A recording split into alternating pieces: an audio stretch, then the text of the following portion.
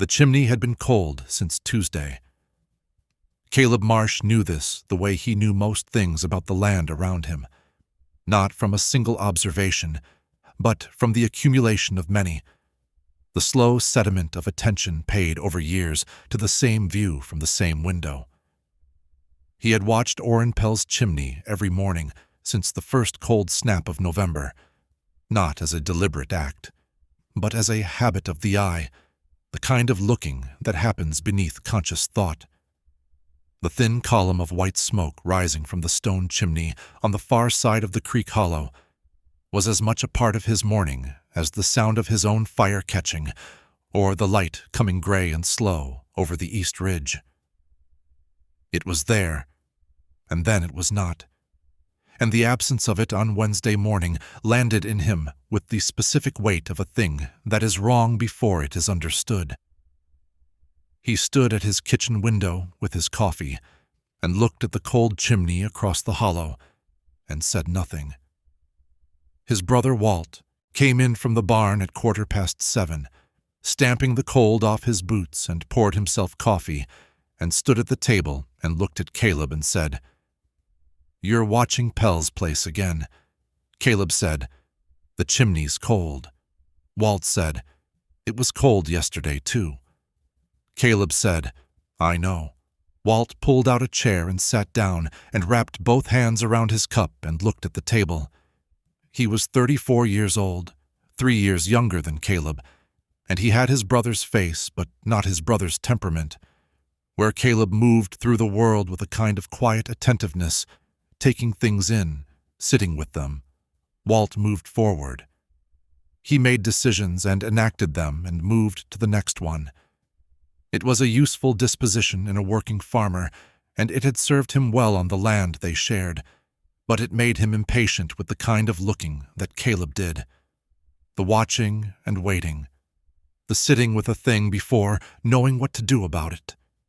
He said, "How long before you go over there?" Caleb said, "I'm not sure I should." Walt looked up. Caleb said, "Pell doesn't like visitors. You know that." Walt said, "Pell doesn't like visitors when his chimney's smoking. 2 cold mornings is different." Caleb said, "Maybe he's gone somewhere." Walt said, "In December, with the creek up from last week's rain, where would he go?" Caleb had no answer for this, and they both knew it. Oren Pell was not a man who went places. He had homesteaded the 40 acres across the hollow 6 years ago, arriving from somewhere east that he had never specified and did not discuss. And he had built his cabin and put in his first crop and settled into the particular self-sufficiency of a man who has arranged his life to require as little from the world as possible. He was civil to the Marsh brothers when their paths crossed, which was not often. He had borrowed a tool once in his first year and returned it within 2 days, with a brief thanks and no further conversation. He had not borrowed, simply closed in the way of a person who has learned that the closer people get, the more clearly they can see what you are carrying, and who has decided the seeing is not worth the company. Caleb understood this. He had kept his distance without being asked to. He recognized the quality in Pell because he had some version of it himself. Not to the same degree, not with the same history behind it, but enough to understand the logic. He had Walt, which made the difference. A man with a brother never quite reached the density of solitude that a truly alone man could reach, but he understood it from the inside well enough to respect its territory. This was perhaps why he had watched the chimney, not from concern for Pell in the way of a neighbor watching out for a neighbor, though there was some of that, but from a kind of solidarity with the thing Pell had chosen, the arrangement of a life round its own sufficiency, and the implicit understanding that such an arrangement was only as stable as the man maintaining it, and that a cold chimney on a December morning was the first sign that something had disrupted the maintenance. He said, "I'll go tomorrow if it's cold again." Walt looked at him for a long moment, with the expression he wore when he thought Caleb was wrong, but had decided not to press it. He had worn this expression at intervals throughout their 30-odd years of shared decision-making, and Caleb had grown to trust it as an accurate signal. Walt was not always right when he pressed, but he was usually right when he held back. The holding back meant he saw the same thing Caleb saw, even if his instinct was to move toward it faster. He said, "All right, tomorrow," and went back to his coffee. The chimney was cold again Thursday morning. Caleb put on his coat. The path between the Marsh property and Oren Pell's cabin crossed the hollow by way of a log footbridge that Caleb had put in the second year after Pell arrived, partly for convenience, and partly, though he would not have said this directly, as a gesture of availability. A bridge said, "The crossing is easy, if you ever want to cross." Pell had never used it, as far as Caleb knew. He had his own route to the road that did not require crossing onto the marshland. The morning was the kind that western Missouri produced in early December, cold in a way that was not yet the iron cold of January, but was earnest about becoming it. The sky a uniform pale gray that held neither sun nor storm, the ground frozen solid underfoot, and the creek running dark and quick under its skim of shelf ice at the edges. Caleb's breath came out in small, steady clouds. The timber on either side of the path was stripped of leaves and held nothing but its own structure, the particular nakedness of winter hardwoods that always struck him as less like death than like clarity. You could see what was actually there in winter, the shape of things. He crossed the bridge and came up the far side of the hollow on a path through scrub oak and cedar, and Pell's property opened in front of him, the cleared ground around the cabin, the small barn, the kitchen garden along the south wall, all of it sitting in the flat December light with the slightly deflated quality of a farm that had been left to itself. The cabin door was closed. The chimney was cold. He stood at the edge of the cleared ground for a moment, which was his habit in unfamiliar territory, to stop and look before moving. The yard showed the ordinary marks of a working farm's daily traffic, boot prints in the frozen mud between the cabin and the barn, the marks of chopping around the woodpile beside the porch. These were not fresh. The freeze had locked them in place, and the freeze had been several days old. He went to the door and knocked. Nothing. He knocked again and called Pell's name and listened. What he heard was not silence exactly. It was the absence of response, which is a different thing. Silence implies emptiness, and this did not feel empty. It felt occupied. It felt like a room with someone in it who was not going to answer. He tried the door. It opened. The interior of the cabin was dim, the light coming only from the two small windows, and it took his eyes a moment to adjust. When they did, he saw Oren Pell sitting in the chair beside the cold fireplace, with his hands rested on his knees and his eyes open, looking at the far wall. Not sleeping. His eyes were open, not dead. His chest moved. Caleb said his name. Pell did not respond, did not turn his head, did not shift in the chair, did not give any indication that he had heard. He sat with the absolute stillness of a man in deep concentration on something that was not in the room. Caleb stood in the doorway and looked at him for a moment that felt longer than it was, and then he went to the fireplace and knelt beside it and looked at the ash. The fire had been out for at least 2 days. The ash was cold throughout. No warmth at the base of the pile, no residual heat in the stone surround. 2 days, maybe 3. He looked at Pell again. He said, "I'm going to build the fire. Then I'm going to get my brother." Pell said nothing. His eyes did not move from the far wall. Caleb built the fire. He worked efficiently, the way he worked when he needed to think. Hands busy, mind at a remove, attending to the task while another part of him attended to the situation. There was wood in the box beside the hearth, enough for several days. There was water in the bucket by the door, frozen at the surface but not solid through. There was food on the shelf, dried beans, cornmeal, a side of salt pork. Pell had supplies. He had not been without. He simply had not been using them. The fire caught and began to build warmth into the cold room, and Caleb stood up and looked at Pell in the better light of the flame. His color was not good. Not the gray of illness exactly, or the blue of exposure, something between the two. A kind of pallor that suggested a body that had been conserving itself for some time, burning low and slow on whatever reserves it held. His hands on his knees were very still. His breathing, when Caleb watched it carefully, was regular but shallow. He was alive in all the ways that could be measured from across a room. He was not present in any way that Caleb could access. He put his hand on Pell's shoulder. Nothing. No response, no flinch, no recognition. The shoulder was cold through the fabric of the shirt.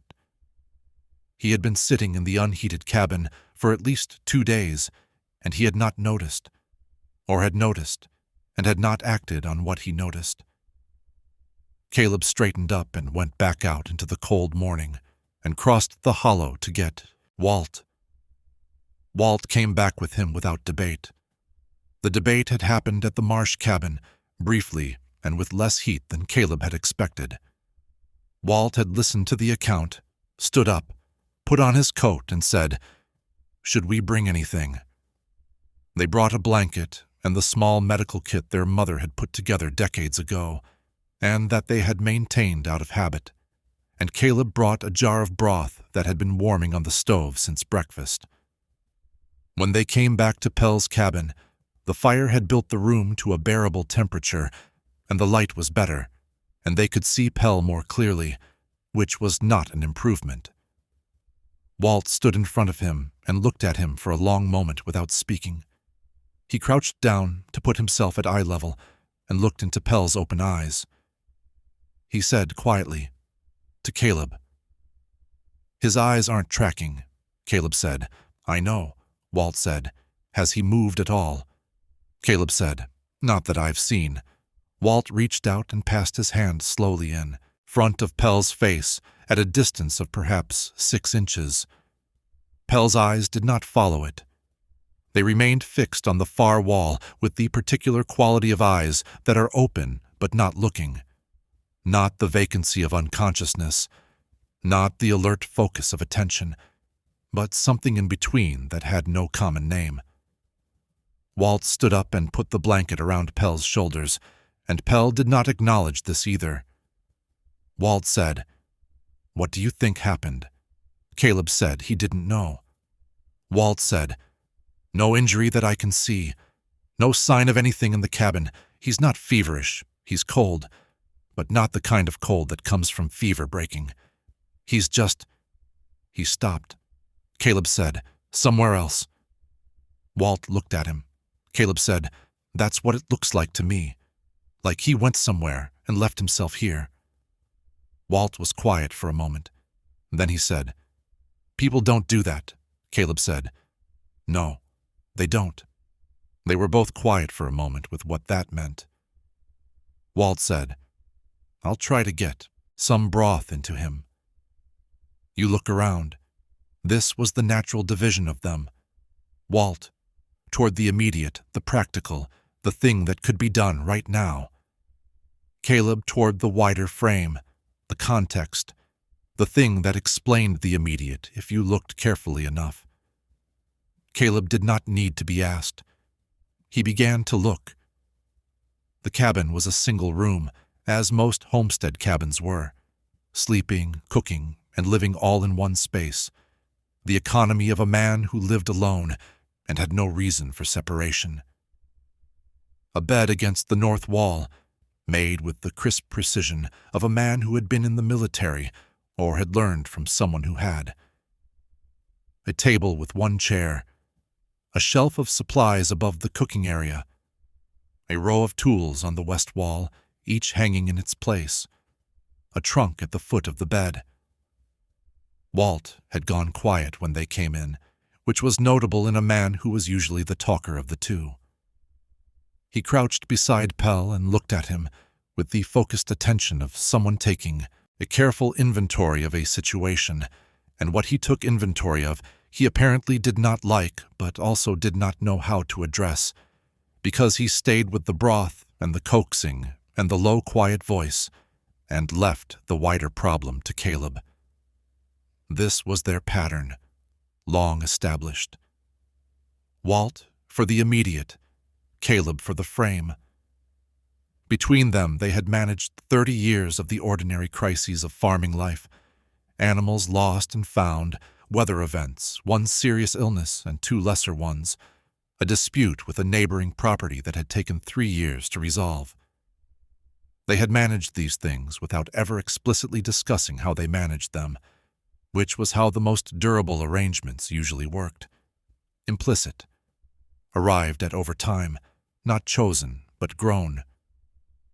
Caleb looked at the room. The order of the place was striking. Caleb had been in many bachelor homesteads, and most of them held the gradual accumulation of practical disorder that single life produced. Tools left on, tables, clothing draped over chairs, the slow encroachment of function over form. Pell's cabin had none of this.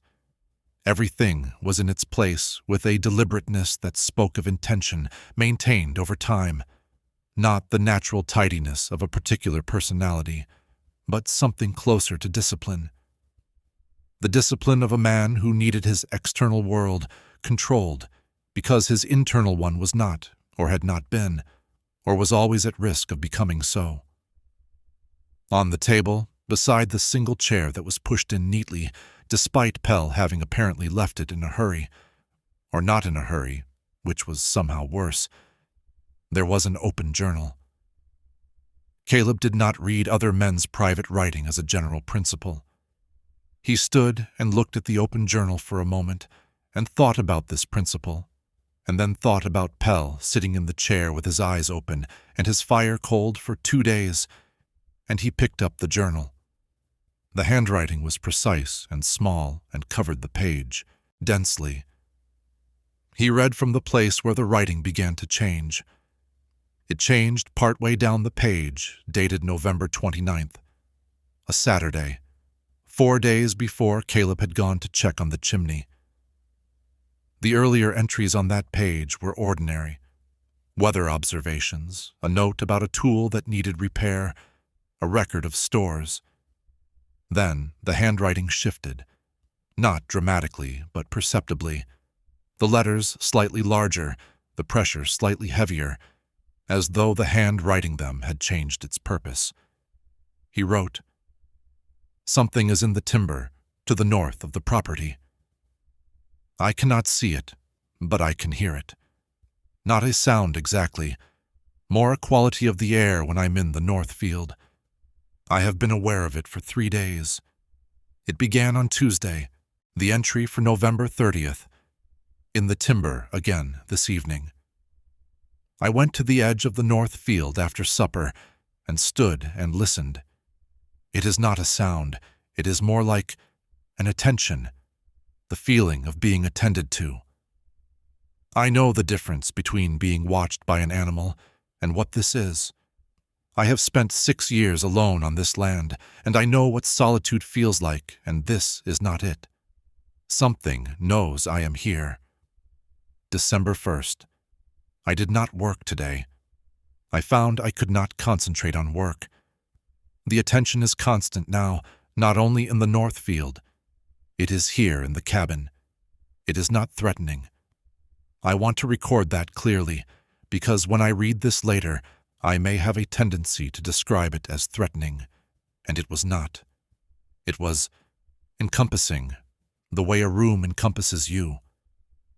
You are inside it, and it is all around you, and it has a temperature and a pressure, and you cannot get outside it. That is what it was like all day today. December 2nd, the last entry. I understand now that I should leave. I have understood this since yesterday. I have not been able to make myself move toward the door. Each time I think about leaving, I find that the thought does not complete. It begins, and then it arrives at the door, and then I am sitting in the chair again. I don't know how long this has been happening. The fire has gone out. I know the fire has gone out. I am not cold. I should be cold. I am not. The entry ended there. The rest of the page was blank. Caleb set the journal down and stood for a moment in the cold-going warm cabin and listened. He could hear Walt behind him, speaking quietly to Pell in the low, gentle voice he used with animals in distress. He could hear the fire working through the fresh wood. He could hear the wind against the north wall. And underneath all of this, and separate from all of this, he heard something else. Not with his ears exactly. Not a sound in the room. It was a quality of the room itself, the air in it, the way the air pressed against him with a weight it had not had when he first entered. He had been in the cabin for perhaps 20 minutes. The weight had not been there at the beginning. He stood with it for a moment, attending to it the way he attended to the view from his window, carefully, without forcing interpretation. The fire was building warmth into the room. The ordinary logic of warming air said that a room feeling different after 20 minutes with a new fire was ordinary. This was not that. The warmth and the weight were separate things. The warmth came from the hearth. The weight came from nowhere he could place. He thought about the last journal entry. I am not cold. I should be cold. I am not. He looked at Pell, at the open eyes, at the fixed, attending gaze. He thought, whatever came in through the north field found him in this room. It has been in this room for 3 days. The cold didn't bother it. The dark didn't bother it. It has been here, with him, and it is still here. The realization was not alarming in the way he might have expected, because by the time it arrived, it was not a surprise. It was a completion, the last piece of information, settling into a shape he had been forming since he first saw Pell in the chair. The air in the cabin had been empty when he arrived, cold and empty. Now it did not feel empty. It felt attended to. It felt the way a room feels when someone has just entered it and you have not yet turned to look. He turned. There was no one there. Only the cabin and the fire and Walt kneeling in front of Pell with the broth and the north wall opposite with its row of hanging tools. He looked at the north wall for a long moment. He looked at the tools hanging in their ordered row, the saw, the hand plane, the levels and squares, these smaller tools below them on their hooks. He looked at the space between the tools and the wall, the ordinary shadow of a cold room's north wall. He looked at all of it with the careful attention of a man who is checking whether what he senses corresponds to anything visible. It did not. There was nothing to see. But the weight of the air in that corner of the room was heavier than the weight of the air in any other part of it, and Caleb had spent 40 years trusting his perceptions of the world around him, and he trusted this one. He said, in a voice he kept level, "Walt, I think we should move him." Walt looked up. He read his brother's face the way brothers read each other after 30 years, which is to say, completely, and he did not ask why. He said, "Help me get him up." Getting Pell out of the chair required more effort than his apparent stillness suggested. He was not rigid. His limbs moved when guided. But he was heavy in the specific way of a person who has stopped participating in their own movement. A dead weight that was also somehow resistant, as though the act of removing him from the chair required overcoming something beyond his physical mass. He did not look at them. He did not acknowledge the process of being lifted and steadied and walked toward the door. His feet moved when moved, his weight distributed when shifted. But his eyes remained on the same fixed point they had found 2 days ago, tracking it as they turned him, so that when they finally got him through the door and into the outside air, his gaze had swung from the far wall to the north tree line and stayed there. Caleb noticed this. He noted the direction of Pell's gaze in the same careful way he noted everything and said nothing about it. The cold outside hit them all, the brothers in their coats and Pell in his shirt sleeves, the blanket having slipped from his shoulders in the effort of getting him up. Pell did not shiver. The cold air that made Caleb's eyes water and Walt's breath come out in urgent clouds did nothing visible to Pell. He stood between them in the cold December morning and looked at the timber to the north of his property and was somewhere that was not the cold December morning. They walked him across the hollow. It took a long time. He would walk when guided and stop when they stopped. But he did not initiate, did not shift his weight forward of his own accord, did not look where they were going. He looked north, consistently, even as they crossed the bridge and came up the Marsh side of the hollow, and the angle changed. They got him into the Marsh cabin and into the chair by the fire and covered him with quilts, and Caleb's wife, who had seen them crossing the hollow from the window and had the presence of mind to have hot water ready, brought it without being asked. She looked at Pell for a moment. Then she looked at Caleb with the specific expression that meant she had questions she would ask later, when they were alone, and that in the meantime she would do what needed doing. What needed doing for the next several hours was keeping Pell warm and trying to get liquids into him and watching to see if anything changed. Nothing changed. He sat in the chair. He breathed. His color improved slightly in the warmth, the pallor retreating to something less alarming. His eyes remained open and fixed, though the fixed point seemed to shift occasionally. A slight movement of the gaze, a tracking of something that was not visible in the room, that followed no pattern Caleb could identify. Not random, purposeful. The movement of eyes following something with attention, something that moved through the room in a way that only Pell could perceive. Walt watched this for a long time. Then he said, quietly to Caleb, "What do you think it is?"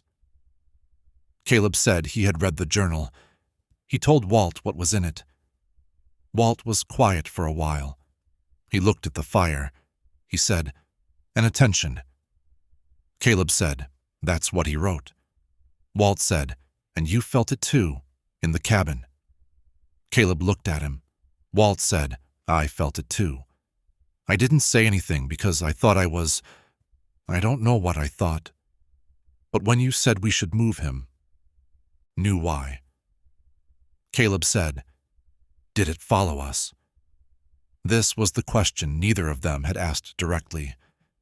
It sat in the room between them for a moment with the weight of things that are asked and cannot be unasked. Walt looked at Pell, at the movement of his eyes across the room, tracking the invisible. He said, "I don't think it left him. I think he carries it with him now. I think it came in through the north field and found him, and it has been in him since he wrote that last entry." Caleb said, "That's not something that happens." Walt said, "No, it's not." They sat with this. Walt's wife came over that afternoon, having seen from their window that Pell was in the house and gathered from the general character of the day that something significant had occurred. She was a practical woman of few questions and abundant competence, and she arrived with food and blankets and the calm efficiency of someone who had learned long ago that the most useful thing in a difficult situation is usually the next obvious task. She and Caleb's wife moved around each other in the kitchen with the ease of women who had been neighbors for 15 years, and the house filled with the ordinary domestic sounds of a household managing a difficulty. The sound of food being prepared, of water heated, of quiet voices discussing practical logistics. Caleb found this sound more steadying than he would have predicted, given what he had felt in Pell's cabin. The ordinary asserted itself. The ordinary was substantial. It pushed back against the unordinary with the quiet authority of accumulated daily life. Pell sat in his chair and breathed and watched the invisible. Caleb sat near him, not close, giving him room while staying present. He had the instinct, which he did not try to rationalize, that Pell should not be left alone. Not from any specific fear of what might happen. More the feeling that a person in Pell's situation, wherever that situation was exactly, should have someone nearby who was firmly in the ordinary world. A tether of a kind. Something on the near side of wherever Pell had gone, keeping the distance from becoming absolute. He watched Pell's eyes move across the room and thought about what Pell was seeing. Or not seeing. Attending to, perhaps, was the better word. What the thing in the cabin was showing him, or doing with him, or looking through him at. He could not imagine it, and the attempt to imagine it produced only a blankness that was itself informative. Some things were outside the reach of imagination, not because imagination was limited, but because the thing being imagined had no correspondence to anything imagination was built from. He sat and was present, and let the cooking sounds from the kitchen fill the room, and waited. The question of the doctor came up that evening. The nearest physician was a day's ride in good conditions, and the conditions were not good. The road south had been poor since the rain, and was likely worse, in the freeze. Walt raised the subject, and Caleb did not dismiss it. They discussed it practically, without the anxiety that the situation might otherwise have generated, because practical discussion was how they managed things that could not be managed in any other way. They concluded that the physician's skills, whatever they were applicable to bodies, and that Pell's body was not the primary location of what ailed him.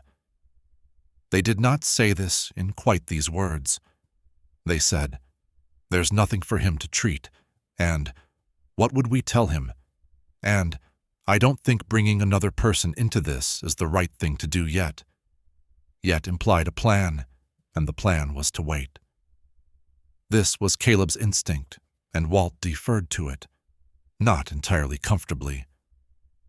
Waiting was not Walt's natural mode, and he said so, and Caleb acknowledged it, and they agreed that waiting would have a fixed duration, 3 days, after which, if nothing had changed, they would make the ride regardless of the road. The first night Pell spent in the Marsh cabin. He did not sleep. Caleb sat up with him until midnight, and Walt took the second half, and in the morning they compared notes over breakfast, while Pell sat in his chair by the fire, unchanged. Walt said his eyes moved a lot between 2 and 4, back and forth, the same sweep of the room over and over, like he was watching something pace. Caleb said, "What direction?" Walt said, "North wall to south wall and back, slow, regular, about the speed of a person walking." They ate their breakfast in a silence that was not comfortable, but was the kind of silence they had developed over decades of living and working together. A silence that held the communication of people who know each other well enough to think together without speaking. Caleb's wife moved around them with the deliberate calm that he had loved her for since the beginning of their marriage. The quality of composure that was not indifference, but its opposite. A deep enough steadiness to hold steady in difficult things without being unmoved by them.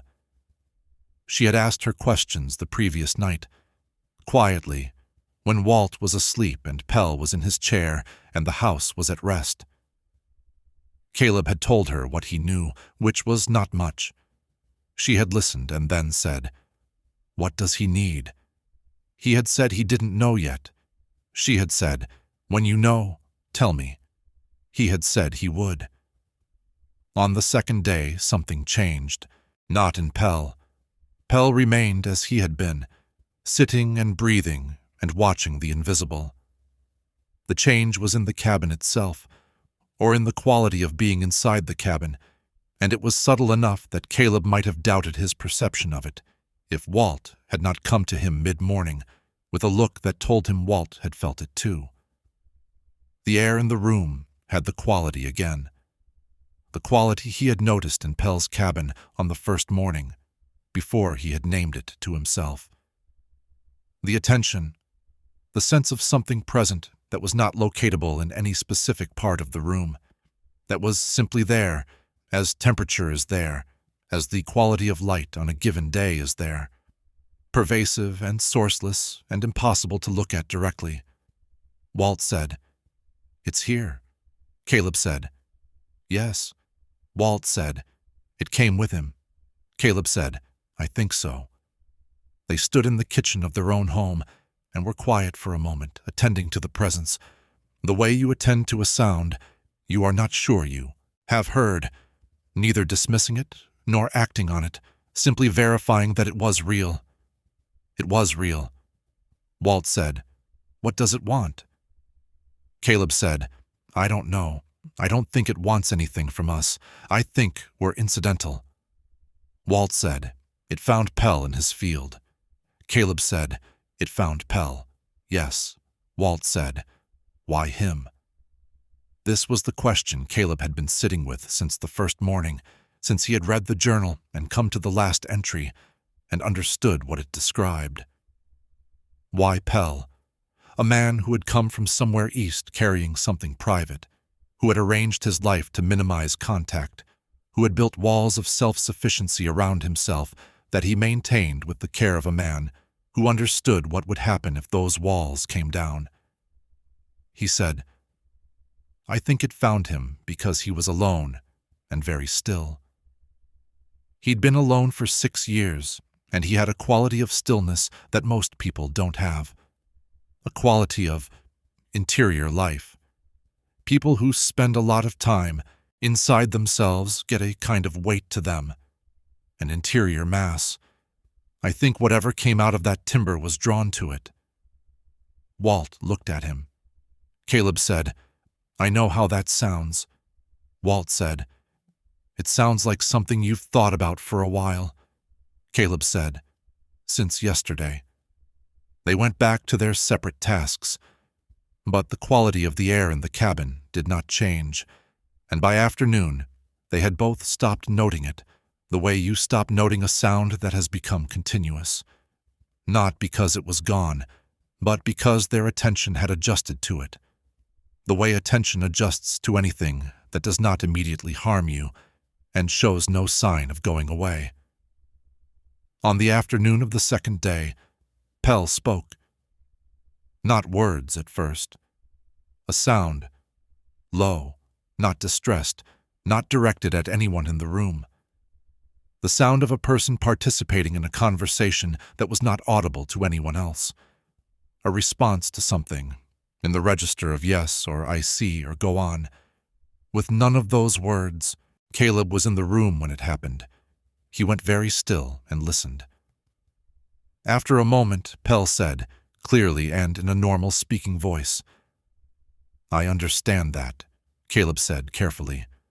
"What do you understand?" Pell did not respond to this. His gaze had not moved. He said again to whatever he was attending, "Yes, I know." Caleb went to the kitchen where Walt was working and said, "He's talking." Walt came into the room. They listened. Pell's side of the conversation, if it was a conversation, if the word applied, was sparse and uninformative. Single sentences, acknowledgments, the posture of a man listening to something lengthy and complex and responding at intervals to indicate comprehension. He did not look at them. He did not seem to be aware of their presence. He spoke to the empty middle of the room with the unself-consciousness of a man alone. This went on for perhaps 20 minutes. Then it stopped. Pell's posture shifted.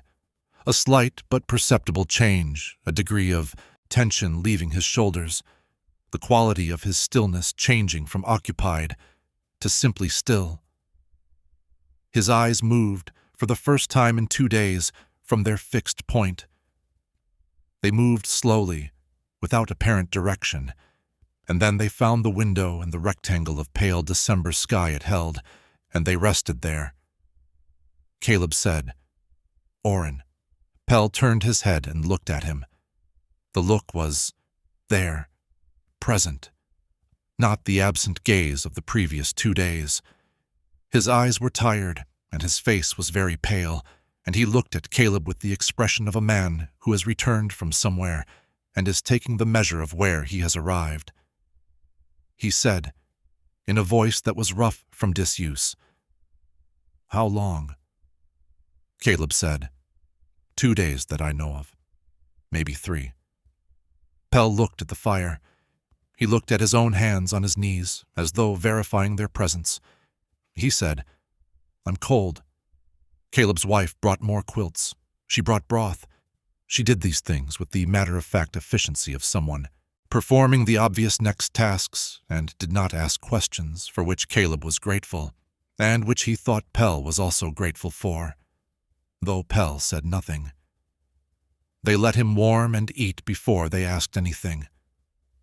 Walt was better at waiting than Caleb would have predicted, given his temperament, and Caleb thought this said something about what they had both felt in the cabin over the past 2 days, that whatever had been present had recalibrated something in Walt, had pressed him out of his forward motion into something more like stillness.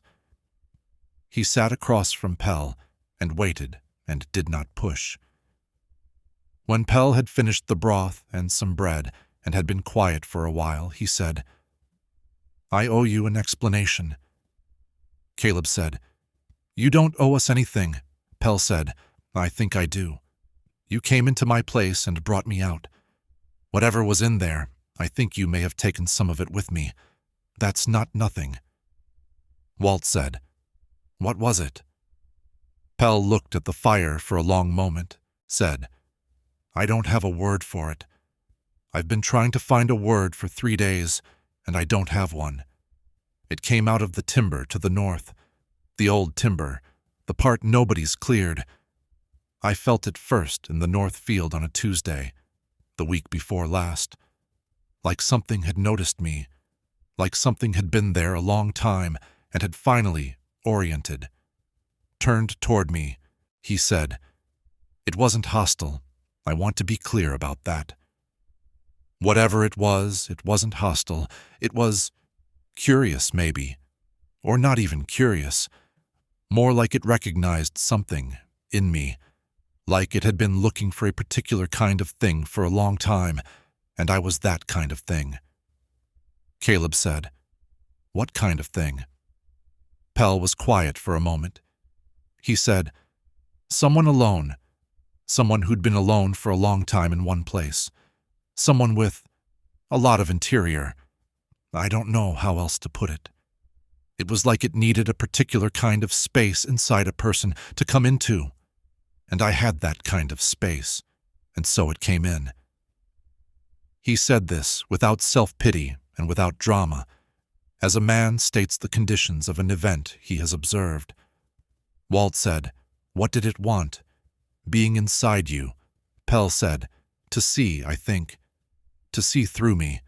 I could feel it. Looking at everything I'd ever seen, everything I'd ever known, like it was searching through me for something, looking for the thing it had been looking for." He paused. "I don't know if it found it." Caleb said, "The conversation. This afternoon, you were talking." Pell looked at him with something that might have been surprise. He said, "You heard that?" Caleb said, "Your side of it." Pell was quiet for a long time. He said, "It was showing me something. Something I didn't have the framework for, and it was trying to give me the framework. Like explaining a very large thing to someone who can only hold a small part of it at a time. I understood pieces. I don't have them now. They're gone now that it's gone. Like, like how you lose a dream when you wake up. You had it, and then it's only the shape of where it was.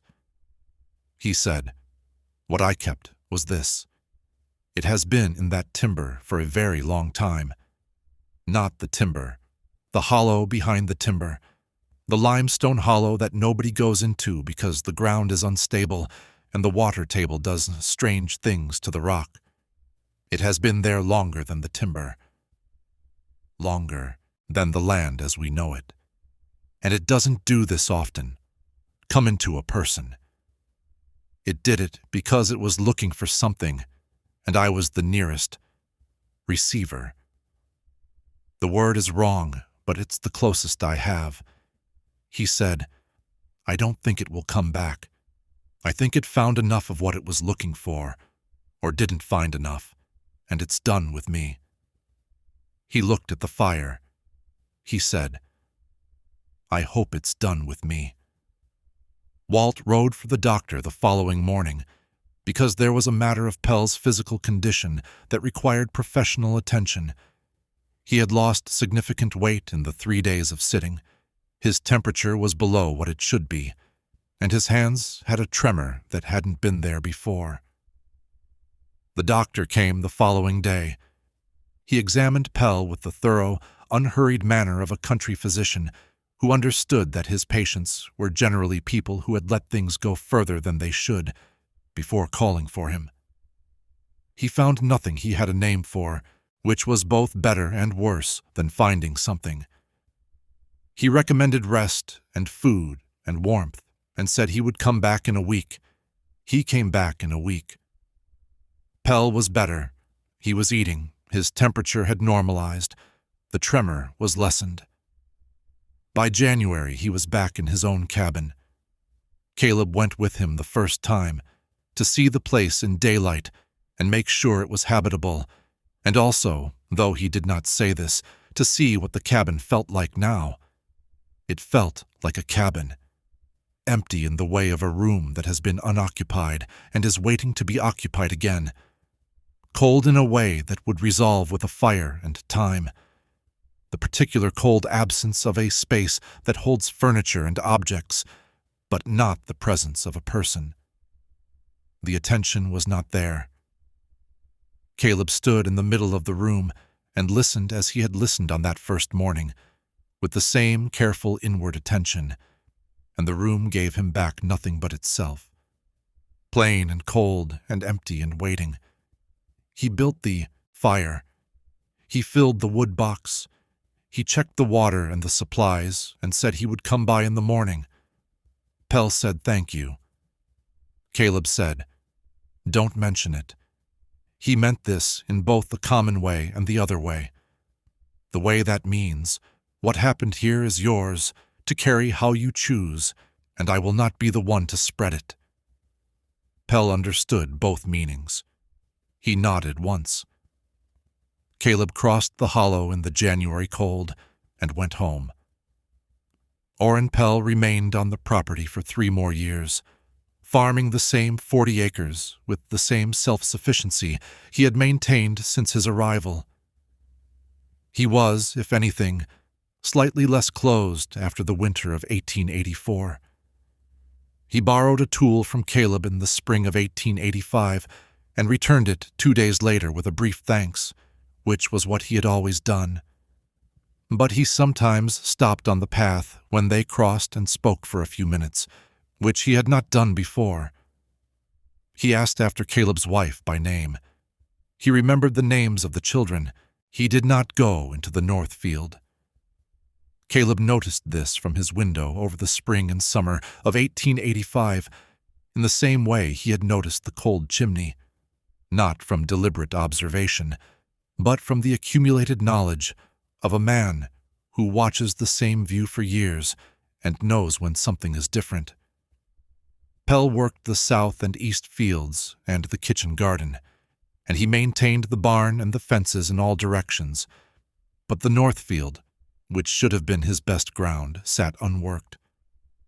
By fall, it had begun to go back to brush at the edges. Caleb did not ask about this.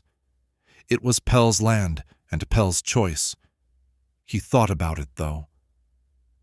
In the evenings, sitting with the view of the hollow and the darkening timber on the far ridge, he thought about the north field going back to brush, and what it meant that a man would let his best ground lie fallow rather than stand in it. He thought about his own relationship to the land around him, the particular quality of attention he had given it over 20 years of farming. He thought about what Pell had described, the thing drawn to interiority, to depth, to the kind of stillness that accumulated in a person over years of living alone and inward. He thought about himself. He was not a man who spent his evenings in this kind of reflection, and he was aware of the irony of doing so now, aware that the very act of sustained inward reflection was precisely the quality that Pell had described as a kind of lure. He thought about this, and then deliberately turned his attention to the practical, to the fence section that needed repair in the lower pasture, to the grain stores and what they would last, to the spring planting and its sequence. He brought himself back to the surface, the immediate, the external. He did this, and then he thought about the practical advice that the older Pell would eventually give to his Arkansas neighbor, though Caleb did not know this yet. Keep moving. Stay at the surface. It is drawn to depth. He had arrived at the same conclusion independently, sitting by his own fire in the winter of 1884, and the independent arrival of it seemed important to him. Not a superstition, not a thing told to him. A thing he had reasoned toward from what he had observed. He kept himself at the surface. He watched the hollow. He watched the smoke from the chimney across it every morning. In the spring of 1887, Pell sold the property to a family named Dowd from 3 counties east and left the area. He told Caleb he was going, which was more notice than he had given anyone when he arrived. He did not say where he was going, and Caleb did not ask. They shook hands at the edge of the hollow, and Pell crossed the bridge for the first time in all the years he had been there, and that was the last Caleb saw of him. The Dowd family worked the land for several seasons. They worked the north field in their first spring, not knowing any reason not to, and they had good crops from it. They were a large and noisy family, and the property suited them, and they suited it. And after the quiet years of Pell's tenancy, the hollow had the quality of a place reopened to the weather. Nothing happened in the north field. Nothing visited the Dowd family. Nothing came out of the timber or the limestone hollow behind it. The seasons passed in their ordinary succession, and the farm produced, and the children of the family grew, and the hollow filled with the common sounds of a working life. Caleb watched it from across the hollow, and was glad of this and understood, without quite being able to say why, that the gladness was not simple. He understood that what had found Pell had found him specifically, had oriented to him specifically, and come to him because he was what it needed, which was a person of great interiority, a person who had been alone in one place for a long time and had developed an interior life of sufficient density to serve as, what Pell had called it, a receiver, and that Pell's departure had not resolved anything about the thing in the limestone hollow. It had only ended the particular alignment that had made the encounter possible. The thing was still there. It had been there longer than the timber, longer than the land as they knew it. It had looked through Pell and found what it was looking for, or not found it, and it had gone back to wherever it waited. And it would wait, with the patience of a thing that had been waiting since before the question of patience was relevant. Caleb thought about this, off and on, in the years after.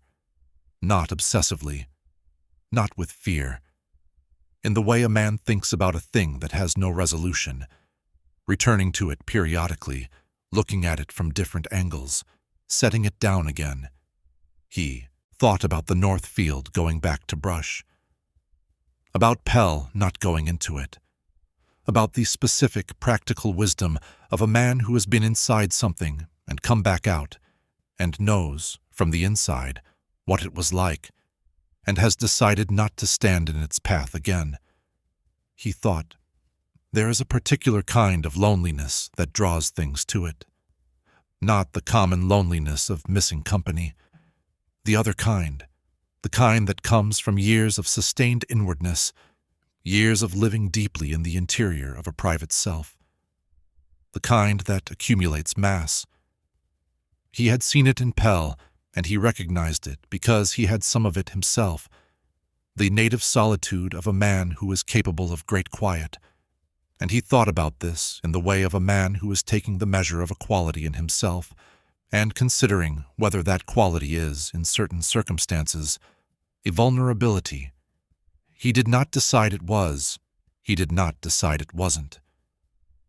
He watched the smoke from Pell's old chimney, the Dowd family's chimney now, smoking every morning with the easy abundance of a large household, and he was glad of it. He kept watching it, every morning, the way he had always watched it. He watched it for the rest of his working life, until his eyes were no longer reliable enough to distinguish the detail of a chimney across a hollow in the early morning light. By then he had watched it for 30 years, and the habit was so deeply grooved that he continued to stand at the window each morning regardless, looking toward the far ridge with the general orientation of a man who has spent a long time looking in one direction and finds the direction itself meaningful even when the specific object of attention is gone.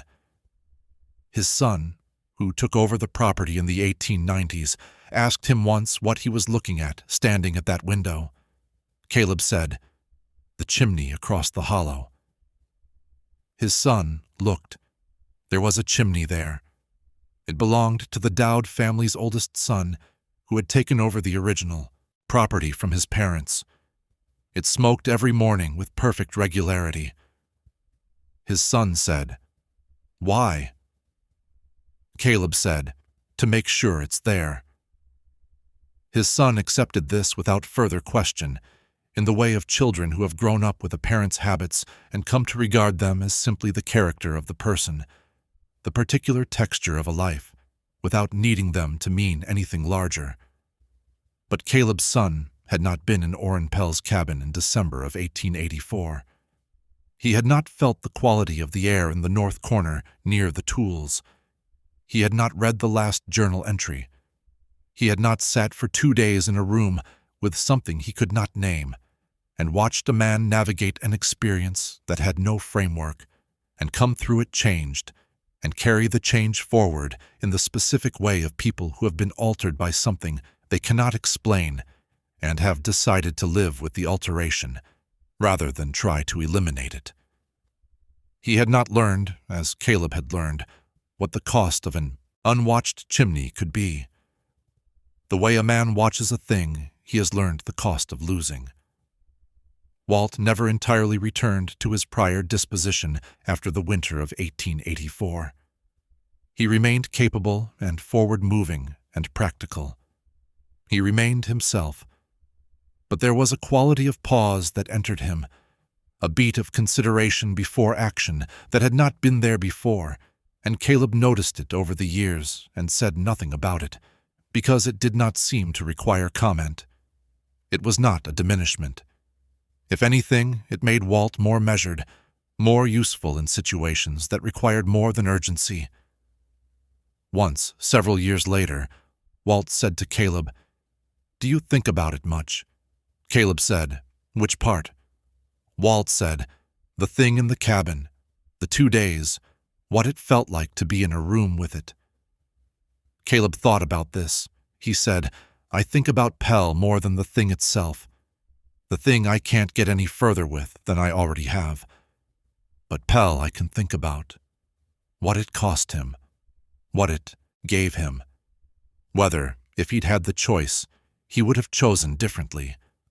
Walt said, "Do you think he would have?" Caleb said, I think he chose everything that led to it. Every year alone, every wall he built. He chose all of that, and all of that is what made him the kind of person it found. So in a sense, he chose it before he knew it existed. Walt was quiet for a moment. He said, "That's a hard thing to sit with." Caleb said, "Yes, it is." He had sat with it for several years by then, and expected to sit with it for several more. And he was right about this. It did not resolve. It remained the shape it was, a story with no clean edges, a thing that had happened and been survived and had not been understood, and perhaps could not be understood with the tools that understanding usually used. He sat with it, and he watched the chimney every morning, and the smoke rose every morning, as it should. The account of what happened to Oren Pell in the winter of 1884 comes down through two sources.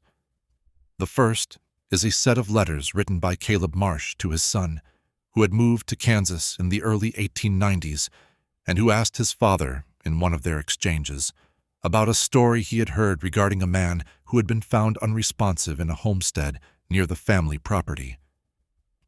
Caleb wrote back with the account in full, carefully and without embellishment, the way he did everything. The son kept the letters.